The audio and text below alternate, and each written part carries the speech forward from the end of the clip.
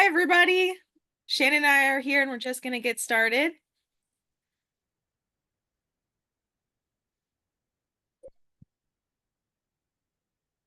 Okay. Shannon, can you see the screen?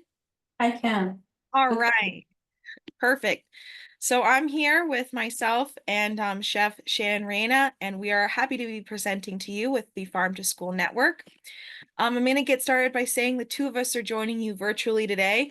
So if you feel like kicking back, making yourself some popcorn and just listening to what we have to share, that would be great. I'm going to be presenting and then Shannon. And at the end, we're going to ask each other a couple questions. But if you have questions for us when you're watching this, please feel free to send a message. I have contact information at the end of this presentation. So if you have a question that you're eagerly sitting on while you listen, there will be a time and space virtually for it to get answered. But with that, let's begin with who am I? My name is Chef Amber Sampson. I'm a professional chef and cultural anthropologist based here in Phoenix, Arizona. Aw, thanks for the applause. And I'll be joined later by my wonderful colleague in all things food, Shannon Reina. But right now I'm going to be presenting about my research specifically as a cultural anthropologist and food archaeologist, what it means to study ancient foods, the foods of the Southwest, and in particular applying it to curriculum, to teaching and educational spaces. When I teach this, I usually teach to adults. I teach in the gastronomy department. I'm an adjunct faculty at Boston University, and they have a history of food course. And in that history of food course, we have an entire segment dedicated to native foods, particularly in the Southwest. So I'm going to pare down some of that knowledge and explain to you essentially how I teach it. But our goal today with both of us and the greater overarching goal is to really speak about uplifting native foods in your curriculum. So here's how we do it. Here's how we engage with it, the material, and then how you can use that in your curriculum, whatever that might be. So I'm going to be discussing that with the goal of, from an educator standpoint, in academics with foundational scholarship, then how I apply that to kids when I've taught this same like greater concept to children. And then Shannon has great direct examples in the school system applying this from a food standpoint, serving it. So many different ways to look at it, but the general goal of uplifting native food. So, how do you even start? That's a really big, like broad topic. How do you start with uplifting something? I like to think that uplifting starts with inclusion. Step one into uplift something is to begin the inclusion process, and then you can raise it up and uplift it. The next step is acknowledgement and education, whether that be acknowledgement of your native spaces, your native colleagues, the information, and the education. On my part, I like to use my platform and my privilege to educate primarily my white or academic peers and say this is something we should care about. And then also, the third most important thing is to leave space for cultural listening, whether that's listening to someone like Shan who has stories, direct experience, or when we're having this kind of conversation, whether it be with your students or when you're teaching it, leaving space, literally pausing and saying, how did that make you feel? What are you processing this? Because native food, like all food, it's dynamic, it's ever changing, it's moving, and it has multiple elements of personhood. And so we have to leave space for the cultural understanding in that. So how do I teach this really big topic that is just growing and evolving in recent years on an academic level? So when I teach this at Boston University, we start with Eating the Landscape by Enrique Salmon. And to give into context, when we do that, we move through the curriculum historically. So first they learn about basically pre-contact and then post-contact foods. And we bring in native food at the beginning and then at the middle point because native food is the most important food. It's the foundational food of the people of Turtle Island, of North America, when you're learning about North American food. But then you really have to bring in the other cultural groups to then understand the secondary context of what's changed and what's changed why. And the reason we bring in Enrique Salmon, not only as an expert, is because his book was published in 2012 or 2010, meaning that the idea of this being an academic field or something that's respected is recent. And as disappointing as that is to hear that it's only been recently recognized academically, it also means there's so much new wealth of information and respect in people that we can listen to as well. We also hear from our friend Chef Sean Sherman, and we talk about Native curriculum and how we can engage with it. So when I teach this, I have three primary goals. I start with the land. Whenever I'm talking about Native food, I want to start with the land that I'm on. Right now, Shannon and I are filming in Phoenix, Arizona. And so if you're watching, we're on the traditional homelands of the Akma, O'odham, and Peepash peoples. Um, and I really like to bring it in for context from an archaeological standpoint with facts. It's hard to argue with the facts and the science of it. So we know from the archaeological research of Dr. Jonathan Mabry that was published as part of the Rio Nuevo project that Tucson and the Tucson Basin area is home to the oldest history of agriculture in the United States. So he did exceptional archaeological work that was able to radiocarbon date pieces of food material that were left in the Tucson Basin area.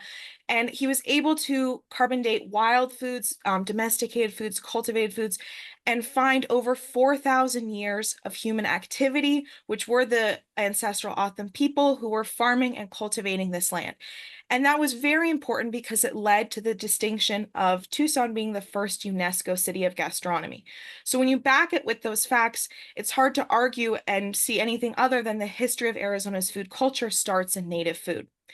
And so once I've transitioned from those facts, I really want to leave space for culture. So in 2023, I had an interview with my friend and colleague Megan Lopez, who is Tone O'odham. She works at the Mission Garden, and she's been farming these traditional foods. So while archaeologists are working on documenting and discovering things and writing them down scientifically, she has cultural experience and memory that has been passed down from her elders and her ancestors that's giving her more cultural experience as to how they've farmed and cultivated these foods. So that interview gives me more context, not only from the academic side, but also how people are directly engaging with the foods that matter to them and how they're taught.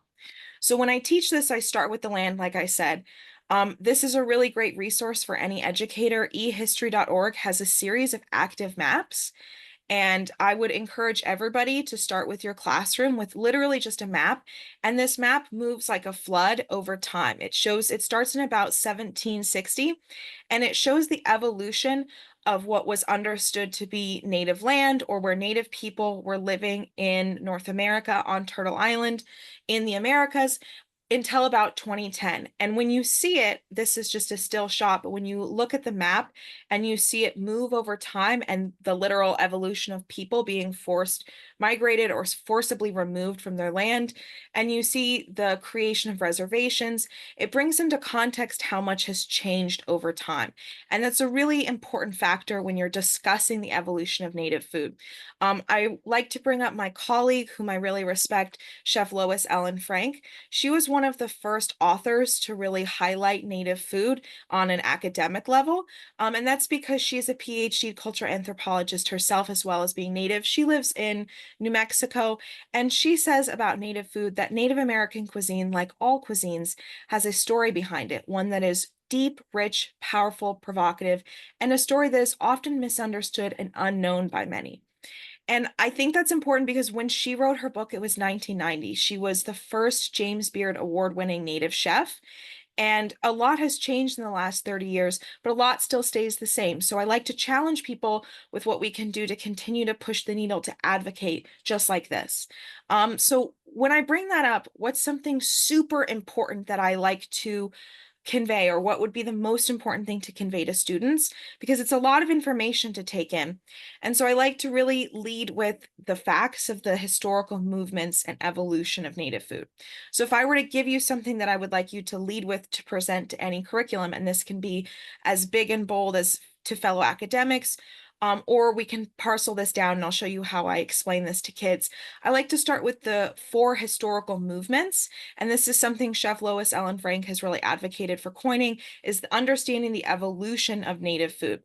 So you want to start with pre-contact food. That's anything before colonization starts, 1492, and you want to emphasize the wild foods and the domesticated cultivars that are so unique to Native America that shift and change everything. As I'm sure you all know, things like tomatoes wouldn't be part of Italian cuisine without their integration and so much effort and domestication of wild cultivation in the Americas. So we have, classics like corn, bean, squash, chilies, potatoes, vanilla, cacao, and all the wild foods. And so moving from wild cultivated foods, it's important to then bring in the context of what changes as a result of colonization, specifically narrowing it down to food. We know so many things change. This is the biggest and most profound shift for a group of people. But the introduction of foods and how the foods change the food and culinary landscape. A really easy example would be the introduction of white Sonora wheat. White Sonora wheat becomes a staple product, but it also changes how agricultural fields are shifted in Arizona. Another example of that is citrus and having citrus. And these foods are going to have a push and pull with their relationship with cultural groups. And so understanding the way first contact foods move over time. Then that gets us into government issue, which becomes this the most traumatic is how it's determined. I'm not going to decide what's traumatic for another group of people, but it's considered the most traumatic. It's this evolution of government forcibly changed foods and the relocation and movement of people. And that's where that map comes in, because it's hard to quantify so much change over time unless you can physically see it. And we see it in the diets, what's changing, what's shifting. And when you do archaeology or you look at human remains, you can literally see what changes when people stop eating their traditional foods, whether that's in their dental structure, in their bones, or in their cultural soul groups and in their hearts. What changes when you no longer have access to your traditional foods? And so this brings in part the understanding that trauma is essential to the story of Native food, and you can't forget that, and you need to always respect it and bring it into the context. The loss of traditional lands, you need to be able to still have access to your wild forage lands, and these are subcategories of food justice and food sovereignty that are part of the conversation today. But this is the beginning of the health disparities that we see, and it's important to bring this into conversation to kind of understand the timeline of change. And that brings us into kind of a side tangential conversation about what it means to work with Native groups. I have been very honored and respected that I've been welcomed into different groups to be able to conduct anthropological interviews, but it wouldn't be without the people who have welcomed me in the first place. I like to always thank my mentor, Richard Saunders, who is the Executive Director of Natural Resources with the Tohono Nation and was able to help me conduct interviews and get to know the people that I care about and the research that I conduct. It's never my job to teach a group of people about their culture, but I can advocate and use scientific information to validate why we should care, right? So one of the simple things that you can do when you care, like that head nod, thanks, Shannon, is to literally get to know someone by saying, and what's your full name? And when I save someone in my phone, whether this is with your students or your colleagues, just like how Navajo is the people, but Dene is how they prefer to call themselves.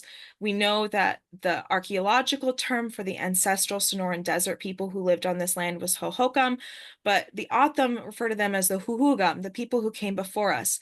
And so it's important to understand the names and the way names change over time. Many reservations still use the term Indian, and I let people call themselves however they may call themselves. But I always want to lead with the most respectful terminology, and that starts with asking someone. As a simple tip, whenever I engage with somebody in an interview or in the most basic sense, I save their name in my contacts. And if I have more information like tribal affiliation or what their full cultural name, whether it's a Dene person and they have their matriarchal line, and I can save that. I always try and then introduce them in that way, just like I'll introduce you to my colleague Shannon and let you know that she's Peeposh and O'odham, because that's something to be deeply proud of. So if you're doing this with your students in your curriculum, always add that colon. Here's the name, here's the place, here's the locator, because it grounds it in the context of when and where someone is. And it's also the most respectful thing you could do, just like you would refer to a colleague. Dr. Jonathan Mabry, the archaeologist, is going to be doctor to me forever because he earned that PhD, right? So that brings us into this fourth historical movement, which is new Native cuisine. This is the change that we're seeing It's really started since about the 60s in this activism. But what's most important is the ending and closure of Indian schools as a means of self-determination for a group of people. They can have schools for themselves, and talking to educators, it's the ability to re-govern and educate in your own people for your own people, right? So, and I say that with the understanding that I am older than the, how do I phrase this correctly? The last Indian school closed in October of 1996. I was born before that. So technically, I am still older than the most recent historical closure of the last Indian school in Arizona. And that's weird because I'm about to be 30, right? So it's in recent memory. These are things that aren't just something a great grandparent remembers or you hear a story or it's something that's passed on. This is something that actively still impacts people today. And with this fourth historical movement of new native cuisine, we have the introduction of decolonizing your diet. This is a term, it's something that's important to know. And it's diverse. It can be as simple as reintegrating traditional foods, learning to forage, connecting with your cultural group, to as intense as shifting away from all foods that are not pre-contact. And that's someone's individual choice that they get to assert in their control of their food culture for themselves. But Chef Lois Ellen Frank likes to say that this period when Native communities finally get to go back to the past, they get to move forward to the future. And I really like the way she phrases that. I include that because she says there should be no conversation about us without us. And so, whether you're speaking about Native food or any other group, when you begin the process of education, you always want to pull from the sources of the people themselves. I would never speak about a cultural group without the facts and information and sources from the people who have made that. And that's something we do as anthropologists and educators, is to always bring in the resources of the people who are foundational in this cuisine or curriculum. And so Chef Lois Allen Frank is whom I'm indicating as a foundational scholar. When she wrote Foods of the Southwest Indian Nations, she really, when I interviewed her in 2020, we spoke about how much it changed over time. And she said, I was just creating a recipe book. I was creating a guide. I wanted there to be something with Walter Whitewater, who is Danae. And they made something together that was just kind of a stamp in time. They wanted to showcase Native cuisine. But since then, we've seen food become a tool of food justice, or has been echoed as this ability to impart food security, environmental justice, and speaking about traditional ecological knowledge, which Chef Lois Ellen Frank, to quote her, says is the perpetuating the wisdom of the ancestors that is handed down from generations through traditional songs, stories, and beliefs. And this is the part, traditional ecological knowledge, of our mental and spiritual wellness. Now, the Tonatham Community Action Program, this was something started since 1996, which, think about that timeline of Indian schools closing and finally having the action to present something, has a different but similar understanding of traditional ecological knowledge. And I bring this up because, speaking of changes over time and why it's important to re-engage and speak to people who care about this subject, who are still a touchstone in this subject, these places are literally closing or changing as a result of the pandemic. If I were to add into the historical chronological evolution of Native food, I would say that 2020 internet plus the pandemic really changes, adds this like fifth wave of how we discuss Native cuisine, because we're having to now contact and deal with research and also cultural understanding on a digital scale. So it's moved to a virtual understanding. And how are we doing that in a positive way? I'm grateful that Shannon and I get to discuss this and then show it to all of you in a way you can see it. But also what happens on the negative side of food sovereignty when you literally don't have access to something anymore that you worked so hard for. And that's when I bring it into working with children. Francine Taylor, who is an African American genealogy scholar, wrote a book in 2008. She recently passed away, and she said, "Your self-worth is dependent, on knowing your past." And that's one of the reasons I want to bring this into, we've gone from academic to how do we talk to kids about this subject, right? I just went through really intense like shifts and changes over time. And I don't expect a kid to be sitting there on the most academic level. But what's important is how we bring them into this conversation because it's impacting their future, right? So, a direct example is in May and June of 2024. I was grateful to work with the Phoenix School District, and they had a special populations program called the Indigenous Enrichment Program. And Ashley King was the director of that particular program. She was the lead, and she called myself and several other people in, also thanks to Ashley Grab, who did that as well and coordinated many of us. And I got to be the opening speaker for that, if that's the right term with working with kids, opening person who came in and said, let's talk about this. And my role again was to do basically the same thing. Start with the land, I lead with the facts, and I leave space for culture, but doing it on a much more approachable lens for children to understand this in their curriculum. And then later, I was grateful that I kind of got to lay down the scholarship or scientific information. And then other colleagues like Shannon came in and did direct activities with the kids so they could engage with their food, right? So, Yes, yeah. And did you enjoy that? it was so much fun. Yeah, the kids were great. Yeah, and what I liked about that group of students was they were about second through sixth grade, and I think it was 10 or 12 students, but they were from different Native groups in Arizona. It was important for me to know that when I started the curriculum because several of them had been in Arizona their whole life, but many of them had moved. So some of them were Native, but not from Arizona. They were East Coast or from like Sioux Nation. And so they also deserved to know about what was going on in Arizona as well, because there's multiple means of things you have to learn. What was the activity you ended up doing with those kids? We made Apache cornbread, which in Apache is like not a bun. And so they actually got to chuck the corn and mix it with flour and different ingredients and pan fry it and have a taste at the end. And they all really liked it. It That's was amazing. What kind of corn did you use? just sweet corn. Like fresh, it wasn't dried. They got to like scrape It it. was, yeah, it was fresh. They got to pick it off the husk and everything. I love that. I think they probably, I really enjoyed working with that group of kids because they were so ready for active physical learning, which was Yeah. very impressive.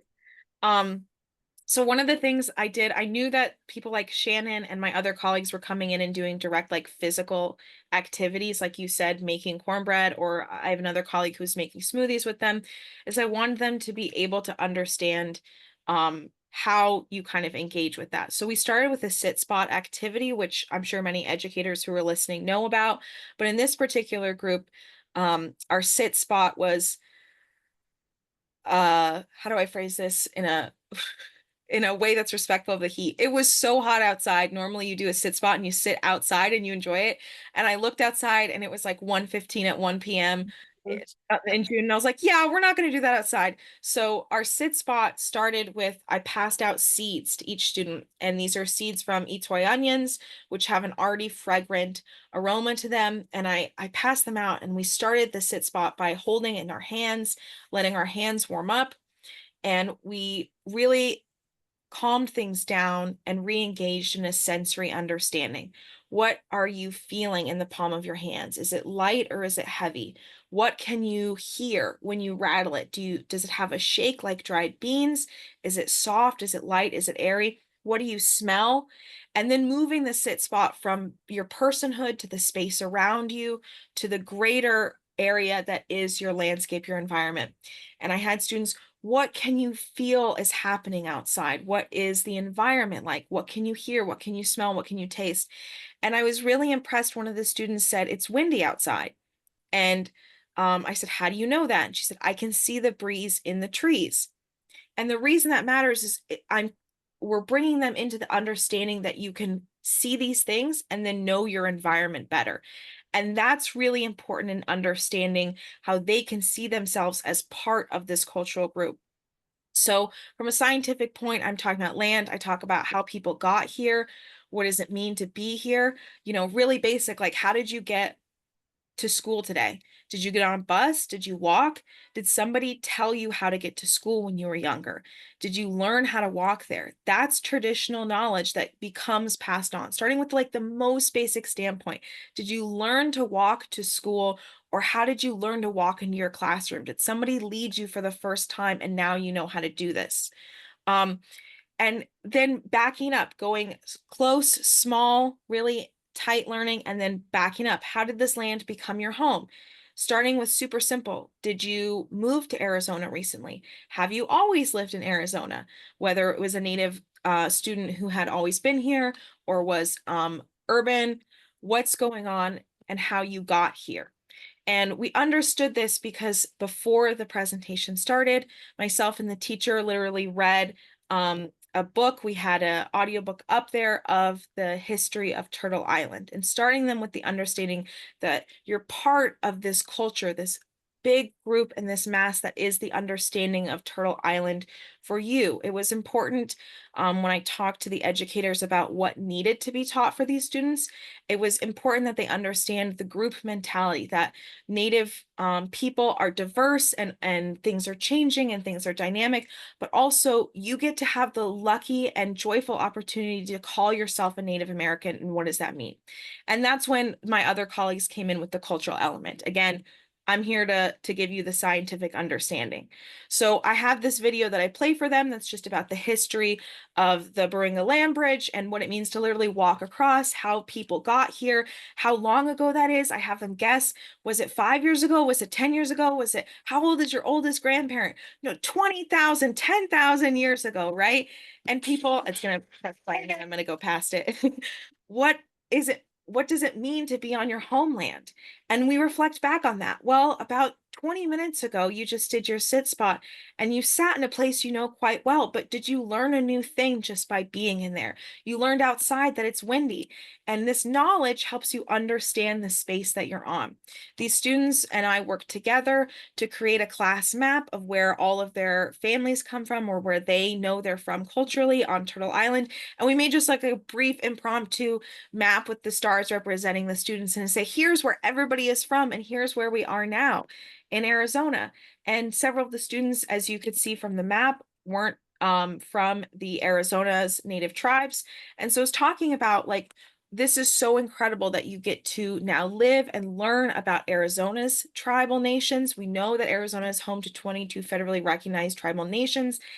And that means that there's a vast number of people that are your ancestors, that are your family, that are your elders, that are part of the land that you get to experience in your food curriculum. And that includes you, and making them like bridge that connection of their understanding.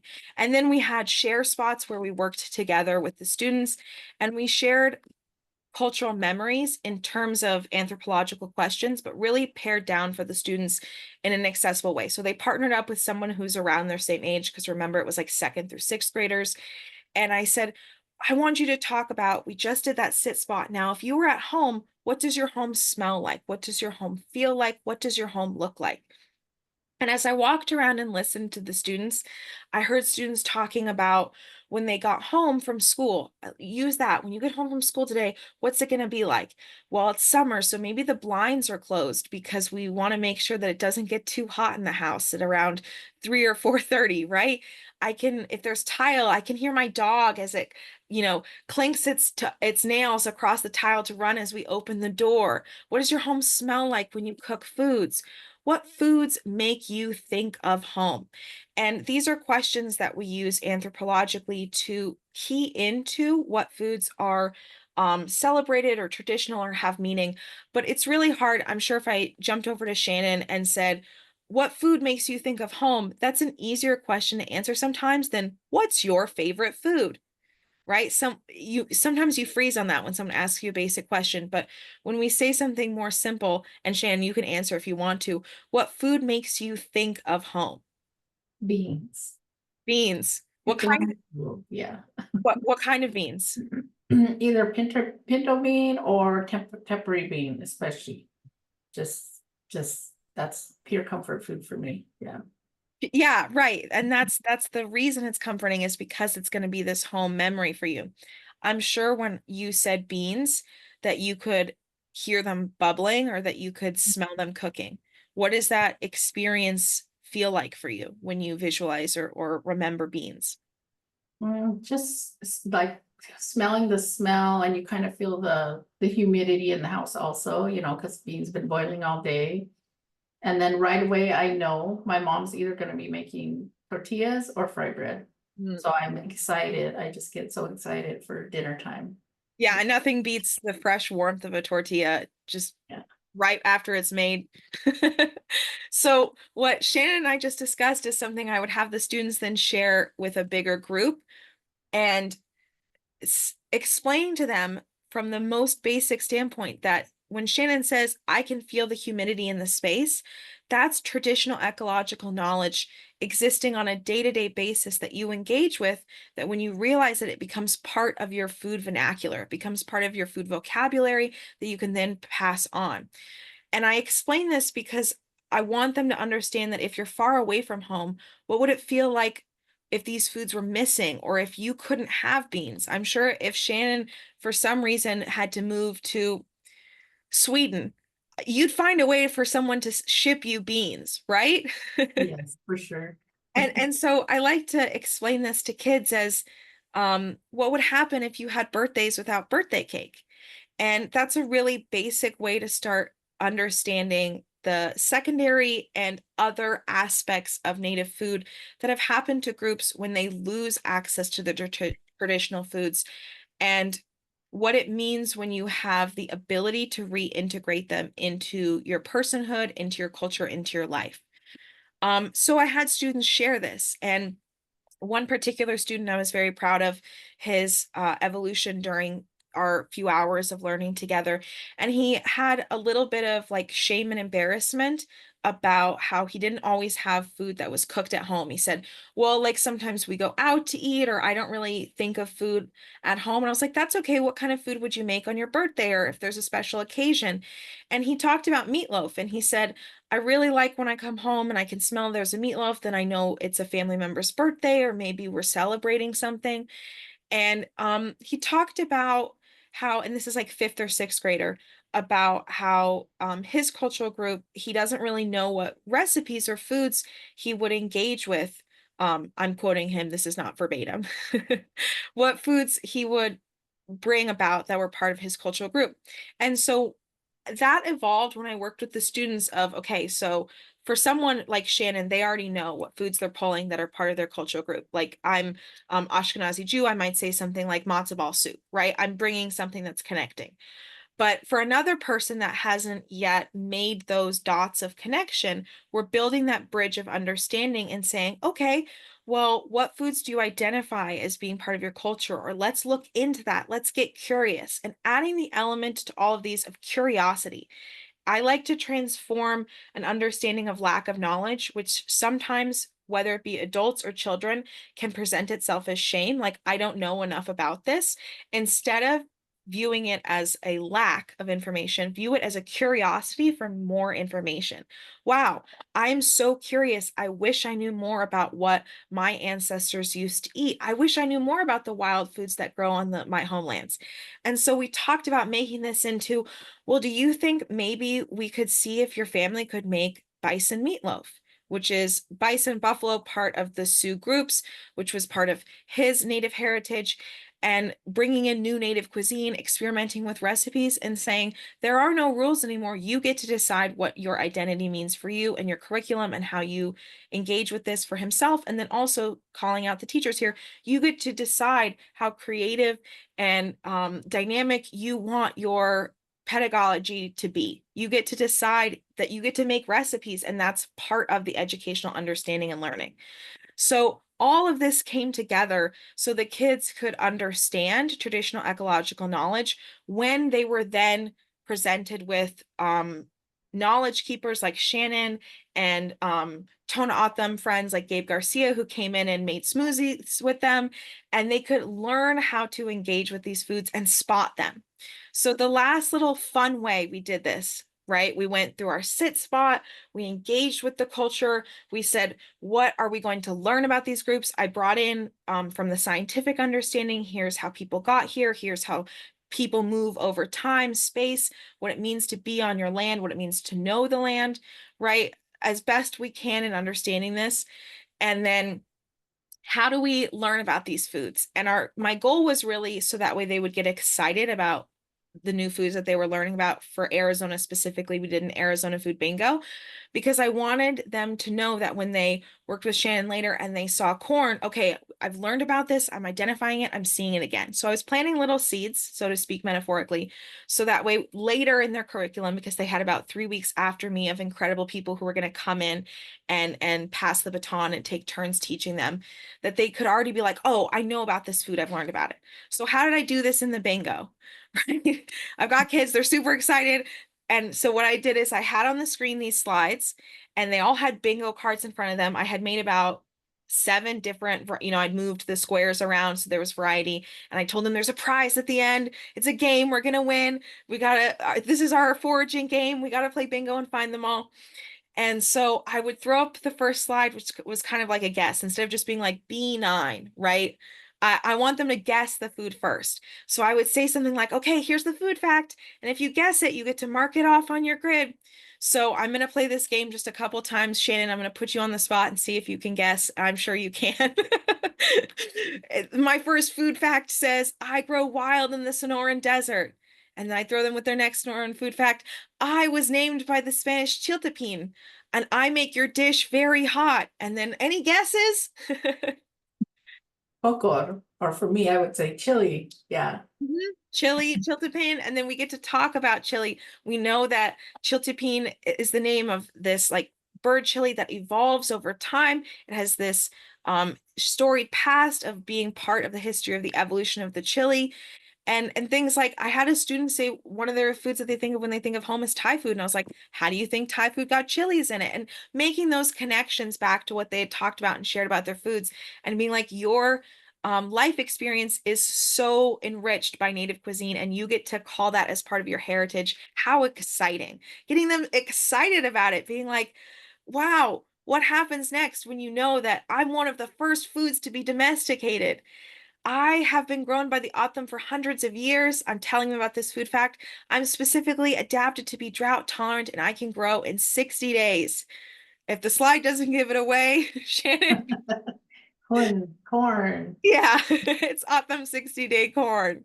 So they've got their corn, and I'm just going to do my last one just to show you the fun we had, but there were lots of other ones. I said, my fruit is harvested in the summer by the O'odham and Pipash peoples. My fruit is called pahidaj in traditional O'odham, and my fruit tastes like figs and raspberries and dates, and I grow only in the Sonoran Desert of Arizona. And they're all looking at me, and they're kind of making like they're a cactus themselves because they know I'm the saguaro cactus. Yeah. Ashan by Dutch. Yeah, Ashan by Dutch. I love that. Thank you. So we went through a bunch of different foods to just because I knew that each educator was going to be bringing in one of these different foods and engaging with it. So I just really wanted to give them some background knowledge so that way it was a familiar friend when someone else came in and brought it and said, let's make something with Blue Corner, let's make something, so they could do it together. So they knew this is something they could recognize and engage with and be excited to see, whether it's in their kitchen in the future or maybe on their elementary school plate or just in the classroom to learn with. And that's how I bring apart this like no understanding of cultural appreciation, not appropriation. That's always the goal. It's always the goal to appreciate the culture that you're working with, educating on, and being inspired by, and bringing into the hearts and minds of these students who your goal is that they learn and they leave appreciating something.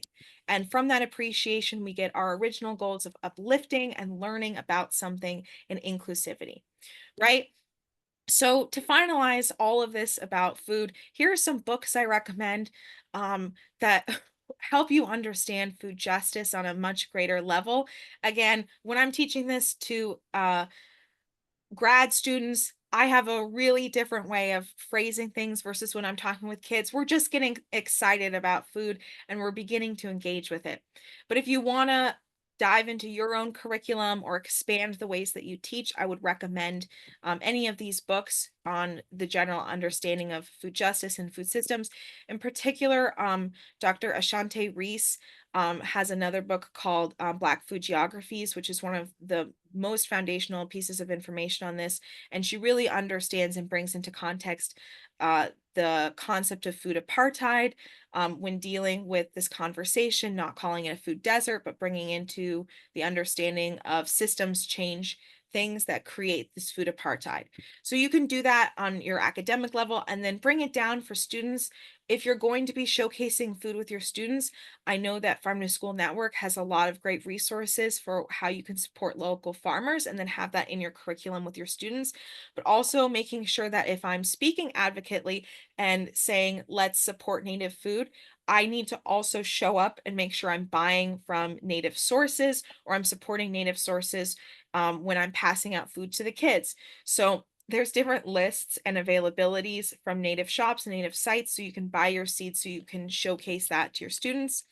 And then for other academic resources, the Smithsonian has an entire toolkit that they've literally made from ages first grade, kindergarten through sixth grade, I believe. And they have all kinds of food-based curriculum. Always a great one to start with braiding sweetgrass or gather. For braiding sweetgrass, for students, I would recommend either the first chapter or the last chapter on Audible because Robin has a beautiful speaking voice. And the last chapter, she speaks about the Wendigo, and that's a really easy listening skill experience to bring into this bigger conversation. Again, you're going to adapt based on your students. I know that for the food segment for the Smithsonian, they have a particular food-based one that's for grades 3 through 5, and then a 6 through 8, and then a 9 through 12. So all the way up into high school, you can understand how to engage this with students. And they're a great resource. They worked with Native leaders to be able to have this for each of the different segments. And then just leading with the understanding Chef Lois Ellen Frank greatly speaks of no conversation about us without us. It is always respectful to make sure that whenever we're having a conversation about another group's food, that we bring them into the conversation, that it's not just a solo monologue, but a dialogue between a group of people. And so with that, I am going to pass the torch over to my friend and my colleague in the world of food. And oh, wait, my slideshow.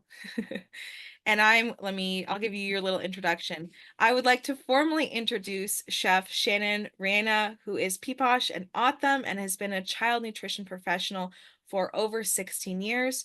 She lives and works on the Salt River Pima Maricopa Indian community as the food service manager for the Salt River schools. Something that I really respect about Shannon is that she is grateful for the opportunity to serve the families of her community by providing nutrition and nutrition education. And more importantly, I see that she has this greater goal to use her opportunity to educate the students on the importance of ancestral foods. And that's literally all we're about. That's the goal here in Uplifting, is seeing these healing properties as they can provide, she so eloquently says, not only physical, but mental and spiritual enrichment. So I'm going to go back to my full screen and hand it over to Chef Shannon. Thank you, Gamber. I just want to say what an honor it is to be here with AMP today. Your presentation was very informative. Also, I really appreciate how you share so much knowledge and are also very respectful to our Native communities and our Native foodways. And with that, I will give my introduction. And I would like to do it in Autumn, and then I'll explain why. Skutash, everyone. Ani an at chugig. Shannon Reina. Ani an at chipapash chijukum. Introducing myself in my native language is very empowering. Excuse me, it reminds me of who I am, where I come from. I am Autumn, and I am Peeposh, and I am Mexican, and it gives me great pride to be able to say that. I live and work in the same area as my ancestors once lived. hunted and farmed. My father recently shared a story of his childhood memories and how he fished, hunted, and farmed. He really enjoyed hunting and fishing nearby here in the local canal system, which at that point was mud, not cement like it is now. But he also shared how he built a tree house in one of the huge trees, which is just across the street from the school where I'm sitting at right now. And I had no idea that my great grandfather's home was just a few feet away from where I have been working for the past 16 years. Wow. So, yeah, that's really, I was so thrilled to hear that. And I want to go see that tree and see if it's still there. We got to put Um, up a little landmark, a little historic yeah. marker there. Well, Salt River is home for me, and I admit when the summer temperatures hit like 100, over 110, I do think of moving somewhere cooler. But then I remind myself that I have a responsibility to support my community by providing that same sense of pride and empowerment I get from using my native language to the children here at Salt River Schools. I find myself seeking every opportunity to learn more of my language and the history of my people, the struggles they endured, and how they survived the hard times and celebrated the good times. I want to learn their farming methods, irrigation techniques, and because I'm a chef and school nutrition professional, the foods they ate. So I've been in school nutrition for 16 years, and the more I learn about food and nutrition and how it affects our overall health, I find myself asking, how does this apply to Native communities? And more importantly, how can I use that knowledge to enhance school meals to fit the Native diet? And at the same time, support our culture and language programs. It was actually the Farm Fresh Challenge that gave me my first opportunity to use Indigenous ingredients in our school meals. The O'odham and Peeposh have farmed these lands since time immemorial, how do you say that word? I'll say it for you, since Immemorial. time immemorial. Yes, They're thank trying you. to trick us up. I saw the Farm Fresh Challenge as a perfect opportunity to showcase Ramona Farms, who we love here at Salt River Schools. We used the swambav, the tepary bean, and the orospilgan, the pima wheatberry, and we created two recipes. One was the swambav bowl, which is basically a burrito bowl with brown rice. Yes, that one, brown rice, and the tepary bean, and we used toppings from the salad bar. We also created the Pima Wheatberry or Otis Bircon Parfait, which is basically just a yogurt parfait with fresh berries, vanilla yogurt, and the wheat berries layered throughout. Now, these two recipes have also been standardized through ADE. But one of my absolute favorite foods is the tepary bean. And we talked a little bit about this before earlier, but the tepary bean, just the smell of that cooking takes me right back home. I can just, when I smell it, and I can picture either in my grandma's home or my mom's home and see my grandma there cooking it on the stove. And it is not only delicious, but high in fiber and protein. And when I think of the tepary bean, it's actually been called the world's most drought resistant bean. And so when I think of the tepary bean, I think of the Pima people who have also learned to adapt to the Arizona desert and learn to adapt in drought conditions. And we have, even though we've suffered through so much, we're still here. We're still learning, we're still adapting, we're still thriving. So as the food service manager for Salt River Schools, I feel I have an amazing opportunity to support the health of our community by sharing knowledge I have about foods, language, and culture with the children in Salt River Schools by providing meals that use our ancestral foods, like the tepary bean, the blue corn, the Three Sisters bean, corns, and squash. And even like, yes, there's our Wamachta, which is autumn for fry bread, and that bread is actually a whole grain fry bread made with 50% flour purchased from Ramona Farms. And then we topped it with beans and cheese and fresh made pico and lettuce. And I just want to talk a little bit also about what Amber had mentioned earlier about how our diets changed when we were started receiving commodity foods. And that is a topic that is very emotional for me, because actually the reason, one of the, besides the Farm Fresh Challenge, a big reason why I felt that we needed to teach the students more about our ancestral foods was to hopefully encourage a return to eating some of the foods that our ancestors ate, and learning more about fresh fruits and vegetables, because our diets changed so much, and our bodies are, you know, even though it started way back then, our bodies still have not adapted in that way to be able to tolerate the processed flours and the processed foods. And here, especially among the Pima people, we have the highest rate of diabetes in the world. And I have watched so many of my people suffer, people very close to me, and I've lost so many people because of it. And it's just, it's something that can, I think, be repaired or at least helped or slowed down diabetes is through exercise and through diet.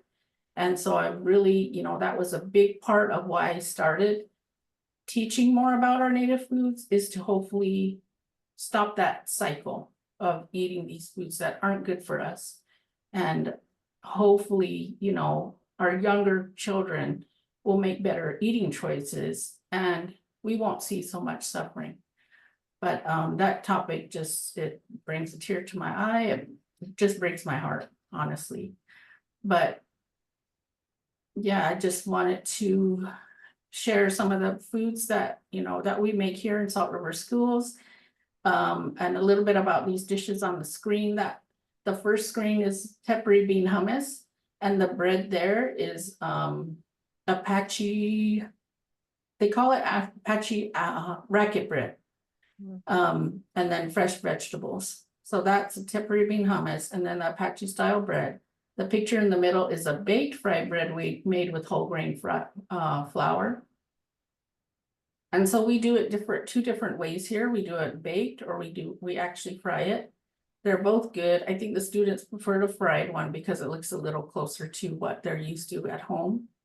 And then the last picture is pochol, which is a traditional dish with the swambav, the brown tepary bean, pima wheat berry, and roasted corn.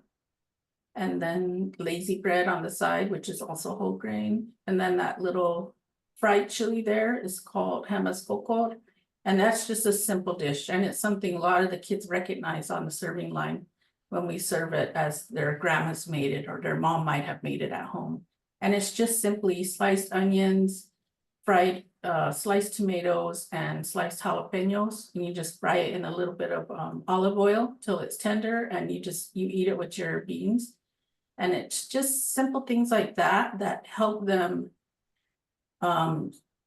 recognize foods that they might see at home, foods that their grandparent might have made or their mom makes for special occasions. And I really feel like it helps them remember who they are, helps them feel noticed, and also instills that sense of pride that, you know, that comes from seeing things that are culturally relatable to them.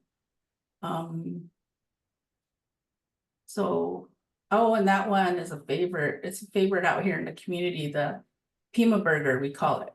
But it's basically just a regular burger, and has whatever toppings you want, and it's wrapped in a tortilla. So that tortilla there was a whole grain tortilla that we made here at school. And that is a fan favorite. And it's really good. And then that one there is our Oras Pirkan parfait, which is a Pima wheat berry parfait.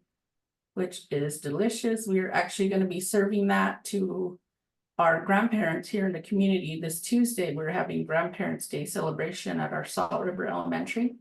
And so we will be making about 150 of those for guests that are coming to visit our schools on Tuesday. So, Amber, do you have any questions for me? Yeah, I was actually just going to jump into that. Well, first, thank you so much for sharing about some of these recipes and the foods that you're encountering. When I hear you speak about this, I get very hopeful about the future of Native cuisine in Arizona because you have a direct connection to these students. And I can see the active difference, especially when you talk about foods that were a means of survival and the way that you are on a daily basis making a choice to empower their plates and to have them see themselves on the plate and to make that shift from a food of survival like fry bread to something that is meaningful. Just the addition of 50% of this flour is actually from Ramona Farms, or you're making these small changes that have a pebble in the pond effect over time. And I just wanted to personally thank you because I see the difference that it makes. Thank you. Well, then I guess I'll just jump into questions. But I think what I'll do is I'll also say to everybody else who's listening before I get into my questions for Shannon, and you can listen to us just gab with each other, is that one of the reasons I love having a colleague here to be able to talk to about food is frequently as the educator, as the teacher, or as the person in this position, you often are pushed into the place of it being all your responsibility. You're having to teach these kids, you're having to show up, you're having to provide the resources. And even if you're not able to work with your cafeteria staff, it feels like it's all on your shoulders. And I want to remind all of the people listening today that it is not an individual responsibility, but is a collective action to make this shift to advocate for traditional foods, to advocate for native foods in Arizona, to advocate for the things that really matter, and to shift the needle in terms of food justice and food sovereignty. So this is one of the ways you can make that difference and to not feel alone is to ask people who are experts in the field or to ask people who are leaders or knowledge keepers to be able to help substantiate that. So someone like Shannon, round of applause for the big difference she makes. And all of us here, our contact information is on the screen because you're watching us virtually. So if I see someone pop in my email with a question in the next few weeks, I'll do my best to answer it. But I'm going to stop the screen and just jump in with the two of us and say, wow, I'm beyond impressed with the food that you're able to serve. I guess my first question to you would be, it's been 16 years of change in your food landscape with what you serve the kids. It didn't always start out that way. What was the food like when you began, and what was a catalyst for change? How did that change occur that you can now serve these traditional foods? Well, when I came, it was our director at the time did encourage us to do scratch cooking. And so I was always proud of that. And I just moving up the ladder and finding myself in the supervisor position and then as a manager. And I realized like, hey, I have an opportunity to do something. I have a little more freedom to make decisions now. And it was just like, what can I do that will improve our menus, that will I just really wanted to make a difference. And so just like I said earlier, like seeing how many diet related issues we were dealing with in the community. And I was like, I work with food, I work with these children, and I felt like that was my calling, I guess, my opportunity that's where I could make a difference. This is where I can, do something to help my community. And so slowly I started being able to think, what could I do? How could I make a change? And it came from, yeah, like I said, the Farm Fresh was that first opportunity. And from there, it was like, oh my gosh, I can do so much. And so I just kept going and I wanted to learn more, do more, and I've just been going.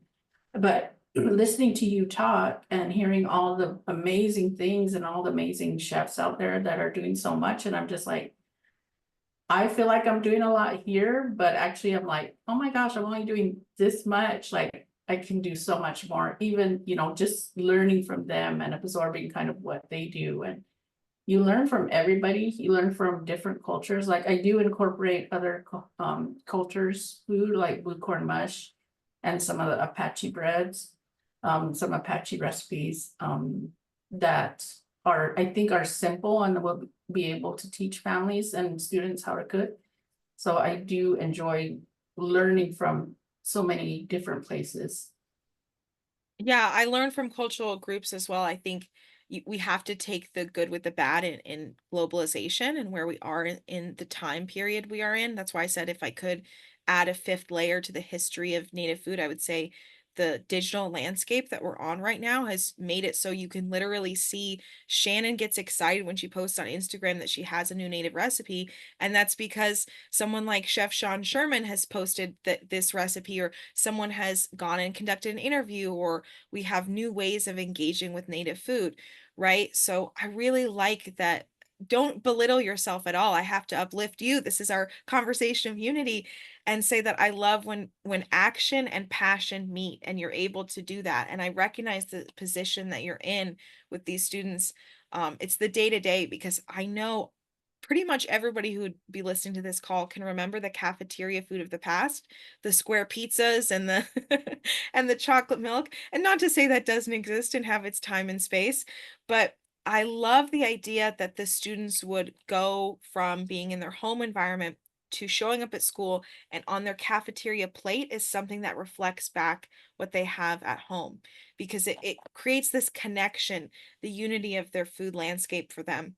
And so I guess a question I would have for you is, how have you dealt with teaching the kids? I mean, you only have this like lunch hour. You're teaching really through what's on the plate, what they can see. But do you guys ever have the opportunity to speak with students? Do you put up signs? Like, what are the other ways that you found to basically make them want to be interested in eating what's on their plate? Yeah, that's one thing that's been difficult, especially coming out of the pandemic.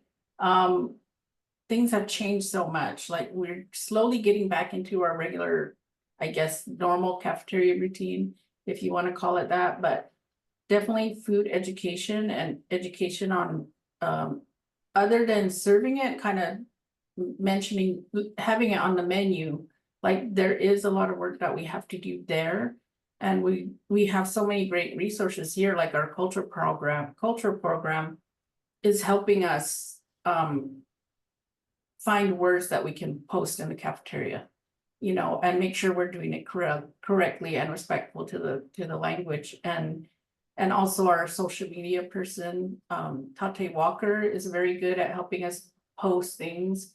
And so we have a lot of ideas about posting, monthly nutrition information posts or bulletin boards, things that cafeteria managers do already, but just tailoring it to fit, the indigenous, our Autumn Peaposh schools, using the language and names of foods and things like that. It's something we're working on, but the ideas are there. We just have to get it going. So what I'm hearing is that we don't need a got milk campaign in the cafeteria. We need a got ball, and it's you, and you're like,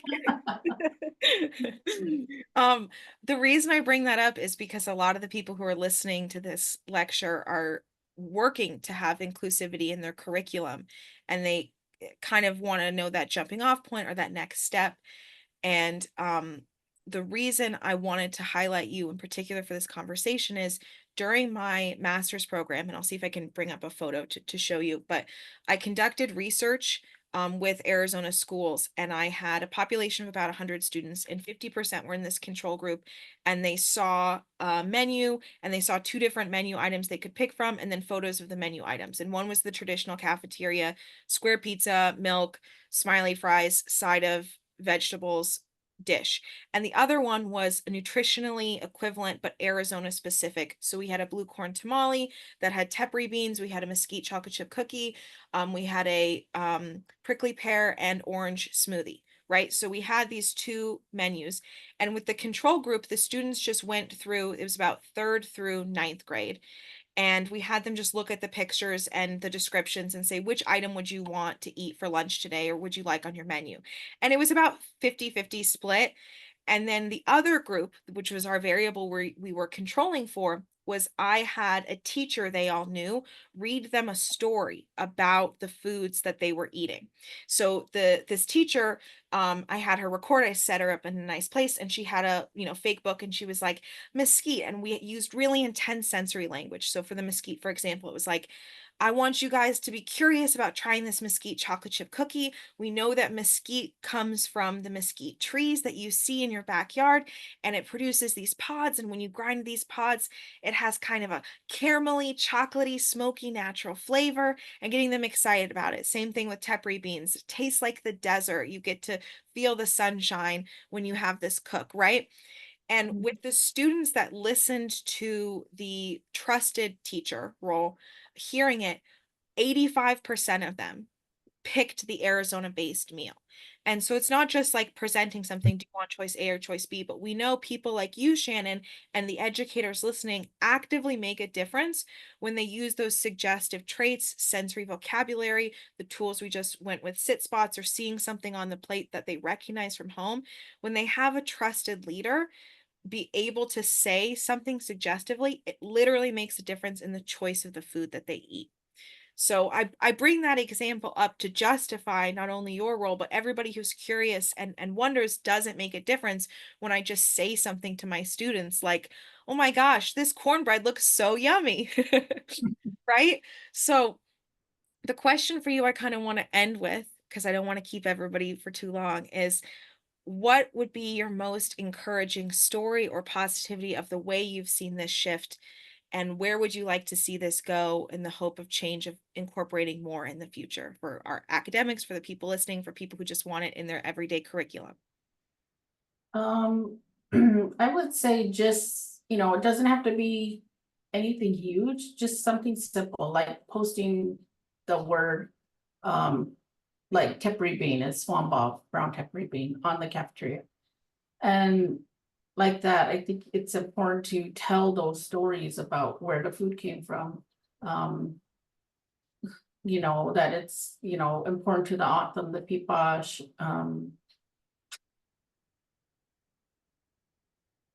Just doing something, starting. I'm kind of, yeah, just start, just I do want to, it. what I'm hearing is just do it. We But I stole. feel like, yeah, and I feel like it's just like you mentioned earlier in our presentation, how there were so many people who started this way back when. And now I just feel, and you see it everywhere, like native culture, native foods, native language, everything just seems to be so everywhere, like just everywhere, and it's like we're shining right now. We did before, but like people are starting to notice us. And so this is a perfect opportunity to provide more information to your students, like provide more education and teach them about, you know, the foods we eat and the everything, any use any opportunity to teach them about Native people. I love that. Thank you. Unless you have any questions for me.